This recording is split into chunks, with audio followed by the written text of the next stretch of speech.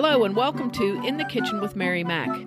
Today's recipe, classic recipe, is for popsicles. These are a little bit nicer than a regular popsicle though. These are fruit pops, and these are very good and very nice looking and fun to make. Here's how I got started making these.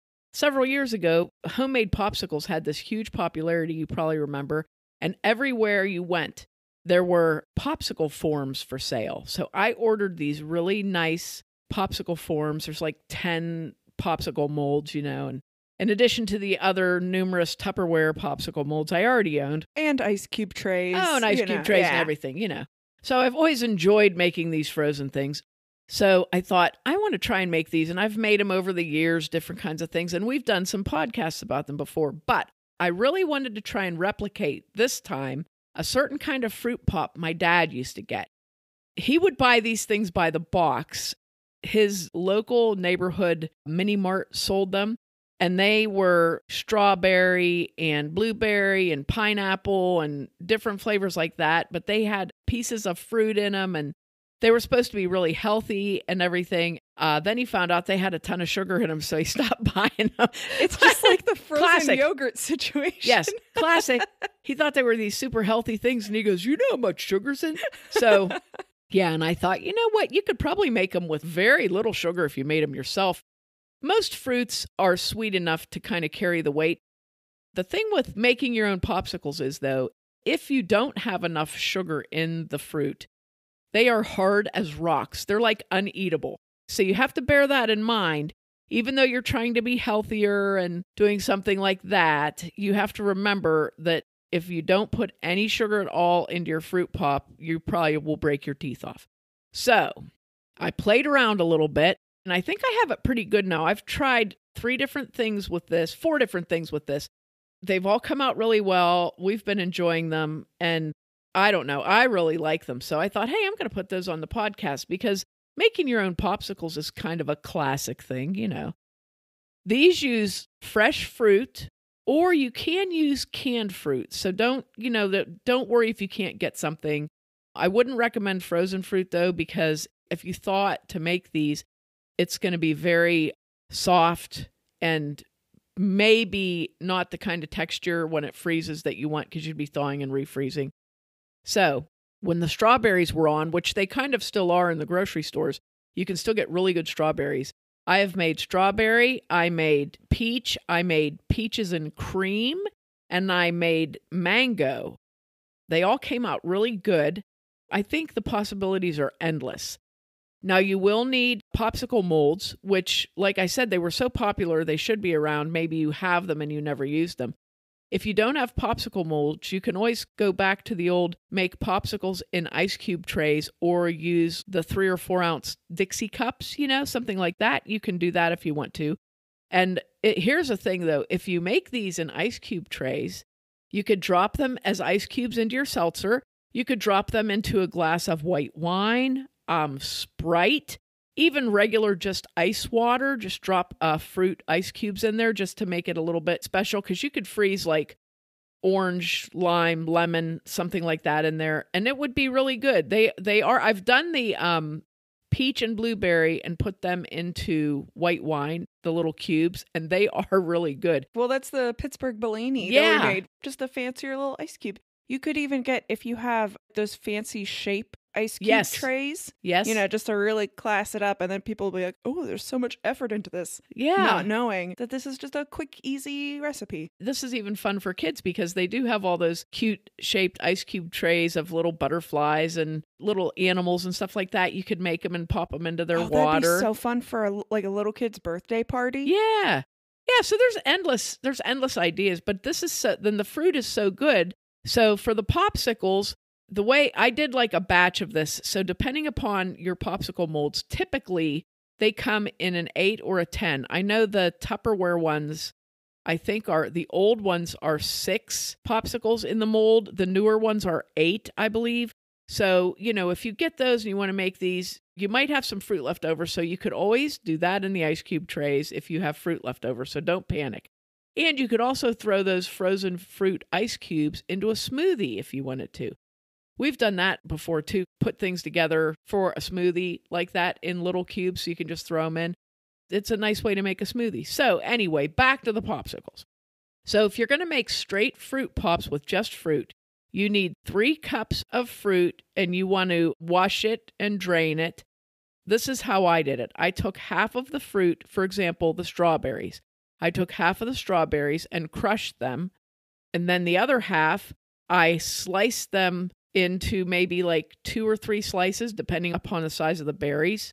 Then I mixed a 4th cup of sugar in. That's a pretty low amount of sugar.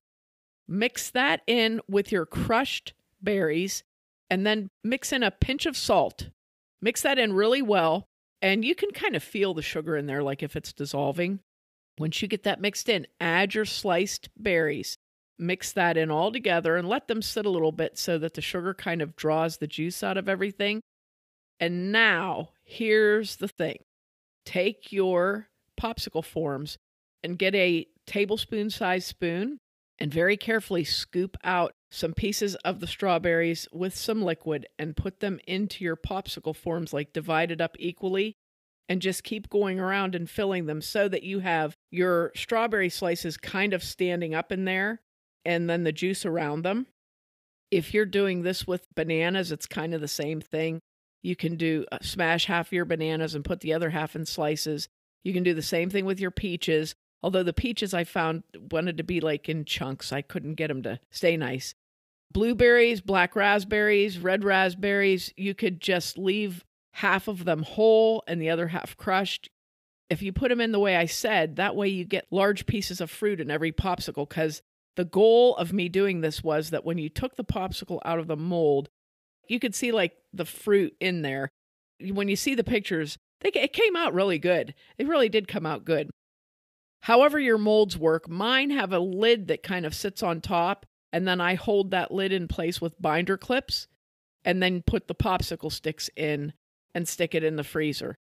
Some of them have, like, the sticks are a permanent part of the mold, so they're like attached to the handle.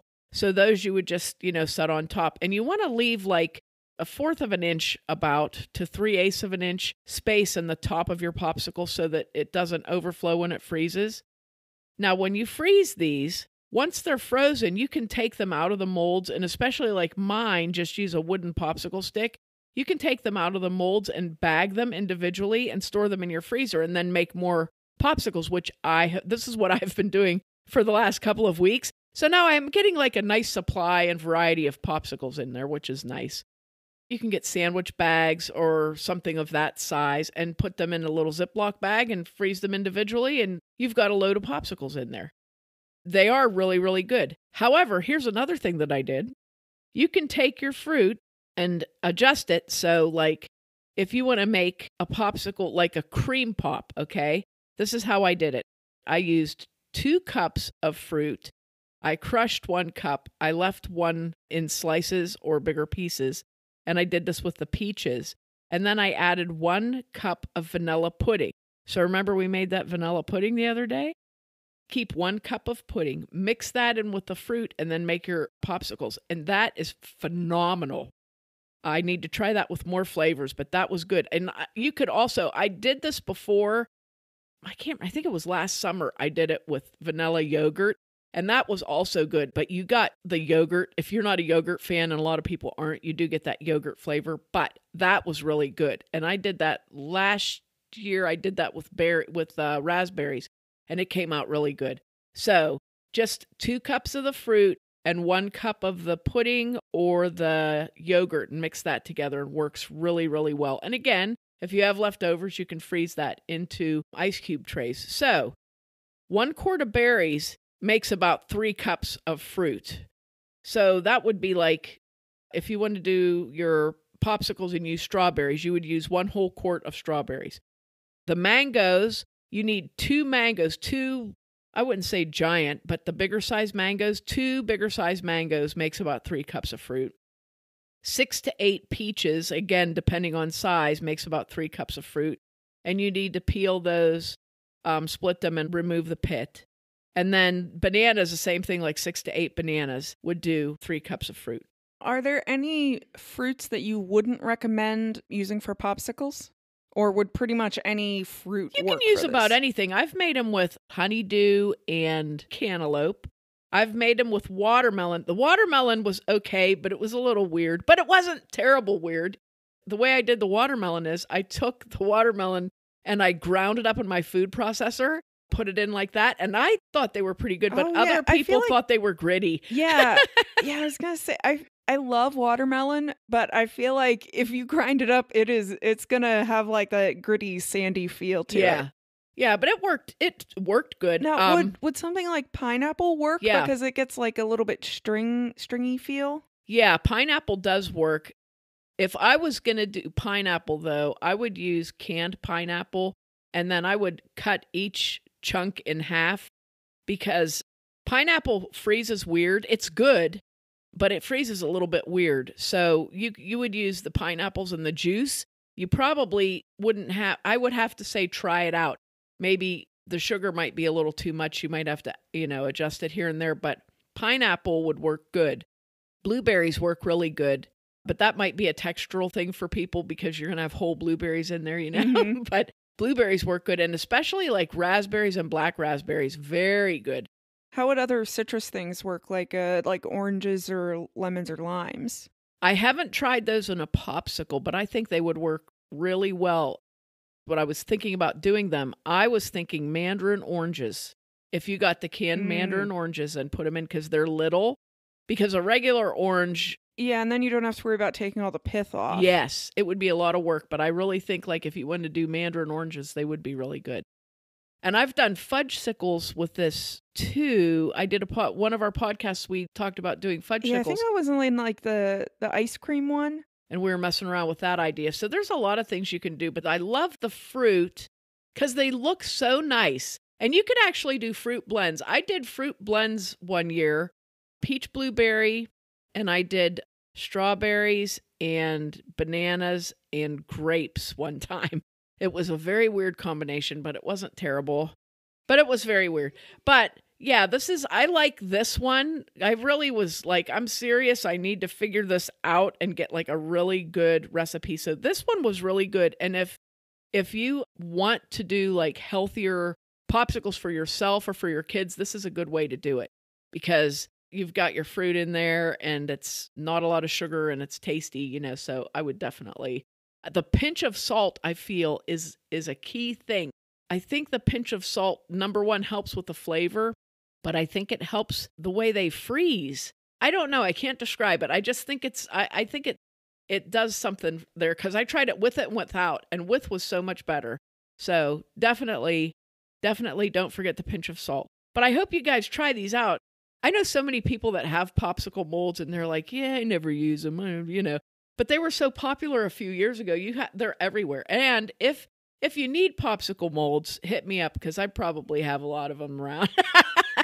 If you say, I'd love to do this, but I don't have any popsicle molds, just let me know and I'll give you some. So enjoy them. Fun thing to make when you know it's going to be hot outside.